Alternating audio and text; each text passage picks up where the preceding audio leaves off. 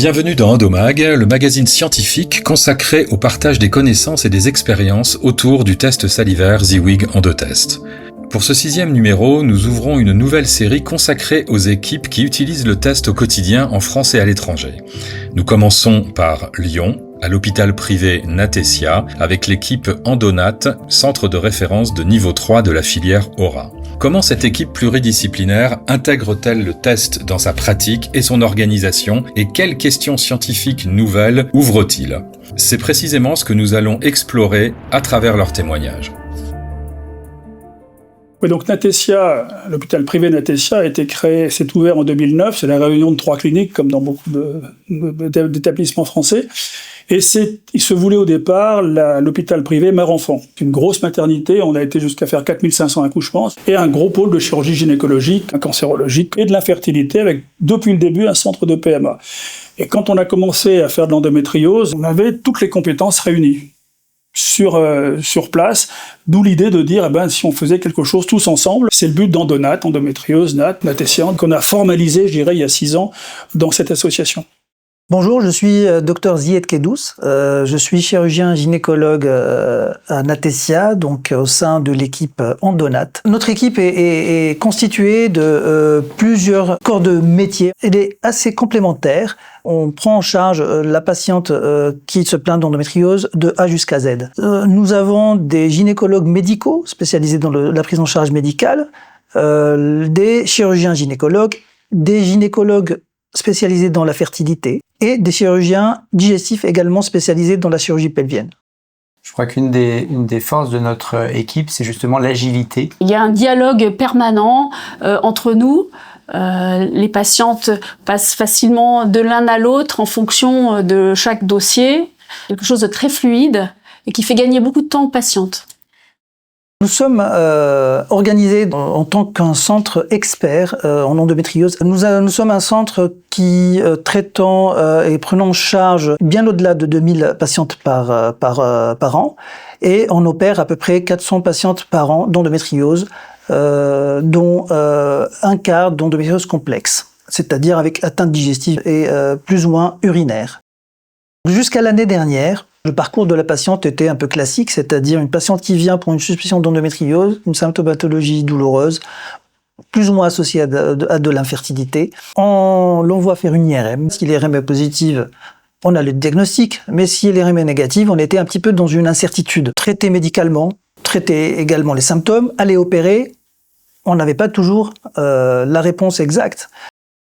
Dans cette prise en charge globale de l'endométriose, le test salivaire est arrivé à point. Ce test salivaire, l'endotest, nous a vraiment facilité la prise en charge de l'endométriose et guidé nos conduites à tenir. Personnellement, j'utilise ce test depuis plus d'1 an, donc depuis le début, depuis avril 2025. Dans le centre, on a jusqu'à fin avril 2026 testé 359 patientes. 66,5 de ces patientes se sont révélées positives à l'endométriose. C'est vrai qu'avec l'endotest, l'avènement de l'endotest, qui à mon avis n'est pas un test de dépistage, mais plutôt un test de détection de l'endométriose, vu que la sensibilité est de 97,4%, nous permet de mieux gérer ces patientes. On utilise le test depuis environ 1 année. Ce que ça a changé, finalement, pas mal de choses. Alors, c'est des changements tout à fait positifs, à la fois dans notre démarche diagnostique de médecin, avec toute la conduite à tenir qui va s'en inspirer, et puis aussi la relation qu'on a avec les patients et la satisfaction aussi de voir la patiente qui, dès lors qu'elle a pu bénéficier du test, avoir enfin une réponse et même de soulagement, parce qu'enfin, il y a un diagnostic précis posé sur des symptômes qui souvent les invalident depuis des années, avec parfois une errance diagnostique. Donc il y a un vrai soulagement des patientes. Ça nous permet d'orienter cette patiente soit vers la chirurgie, s'il y a une infertilité associée, ou bien vers un traitement médical. Et là, on insiste un peu plus sur le traitement hormonal qui bloquerait l'évolution de l'endométriose. Et quand le test est négatif, on ne lâche pas les patientes.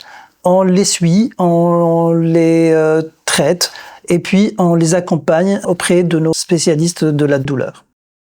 imaginons que le test soit positif chez une de nos patientes qui à la fois présente les symptômes de douleur, d'algie pelvienne et d'infécondité. Une fois bien évidemment qu'on a éliminé une cause qui poserait une indication d'aide médicale à la procréation, c'est-à-dire soit masculine, soit tubaire, et bien lorsque le test est positif, on sait que c'est des patientes qu'on proposera assez facilement, après avoir fait évidemment un staff, à la chirurgie, dont on sait que cette prise en charge va pouvoir à la fois la soulager sur les douleurs potentielles et améliorer la fertilité après la chirurgie. Quelque chose qui vous a... Le soulagement des patientes. Moi, c'est surtout ça quand on leur apprend...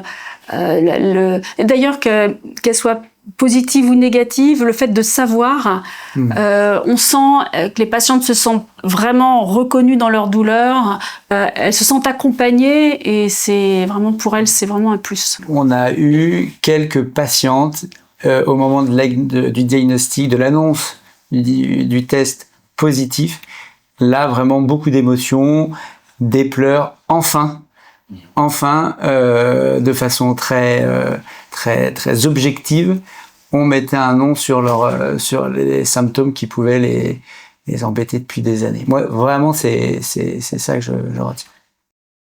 Alors au centre d'établissement, nous parfois les patientes viennent directement, sont déjà patientes de chez nous. Effectivement, elles arrivent avec des examens qui sont négatifs, mais avec des symptômes qui sont bien présents. Et donc du coup, depuis la mise en place du test salivaire, effectivement, elles rencontrent les médecins du centre.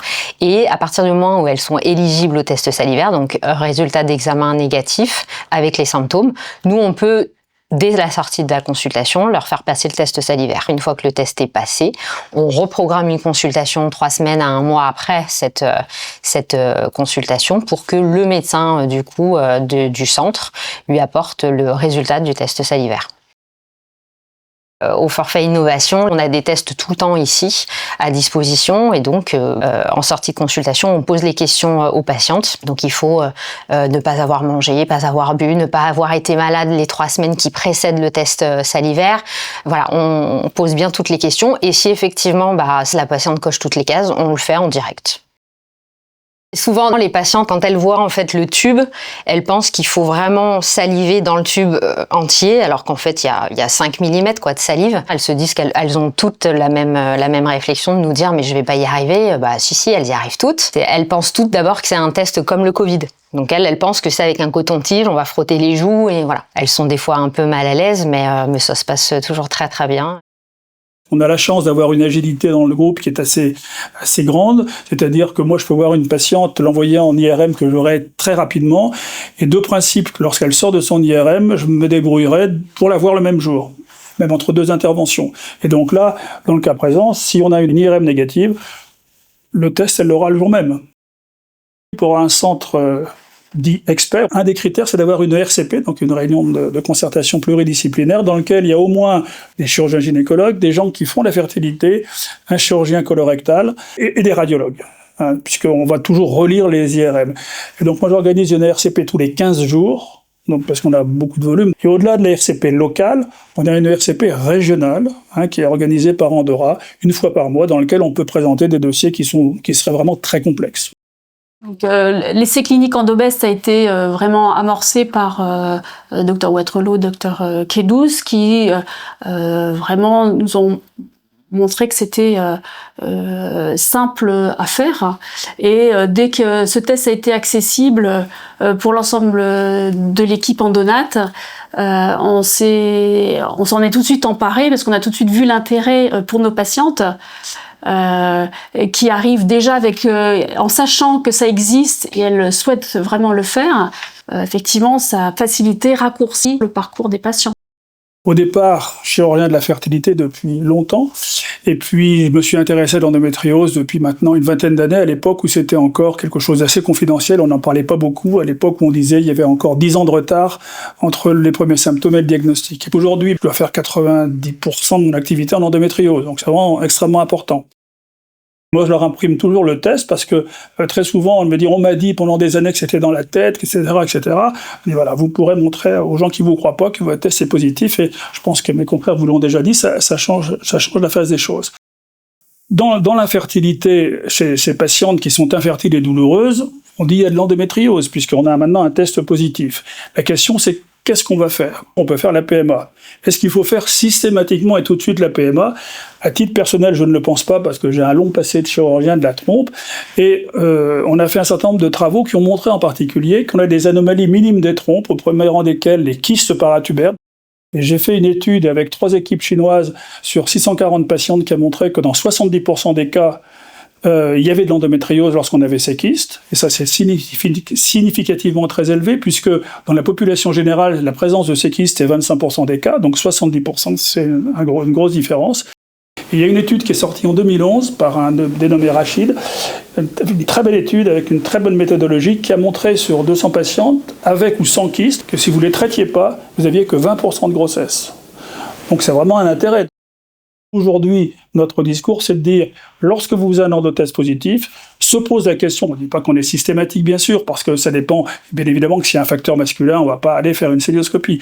Mais chez vraiment ces patientes à infertilité inexpliquée, avant de passer à la FIV, je crois qu'il y a la place pour une célioscopie. Dans 70% des cas, on verra ces kystes, et on sait que si on les traite, au moins une fois sur 2, on aura une grossesse spontanée. Il y a eu des grossesses déjà, pas beaucoup parce qu'on n'a qu'un an de recul, donc évidemment la grossesse durant 9 mois, c'est évidemment le début, mais on a déjà eu des grossesses, mais on l'avait déjà démontré auparavant, avant l'existence du test, donc on avait déjà et on l'a publié d'ailleurs, et là ça ne fait que corroborer, mais disons qu'on a maintenant un test qui nous permet d'être plus précis dans la prédiction de ces anomalies. Pourquoi il y a ces anomalies? Probablement, c'est l'hypothèse qu'on a défendue justement avec cette équipe de Pékin, c'est de dire que l'inflammation peut-être fait grossir des kystes qui étaient des reliquats embryonnaires qui se mettent à grossir, et que le fait d'avoir ces kystes qui ont quand même 1 cm pèse sur le pavillon, qui s'éloigne ainsi de l'ovaire, et donc la captation ovulaire est probablement perturbée. C'est l'hypothèse, mais là, celle-là n'est pas certaine. Il est certain que le vécu pour les patientes, c'est quelque chose de très important. Elles vivent une maladie chronique, difficile. Quand on leur dit que c'est positif, dans un premier temps, elles sont satisfaites d'avoir un mot sur leur mot. On a dit, ça y est, voilà, vous savez ce qu'il y a, mais elles savent aussi qu'elles partent pour une maladie chronique.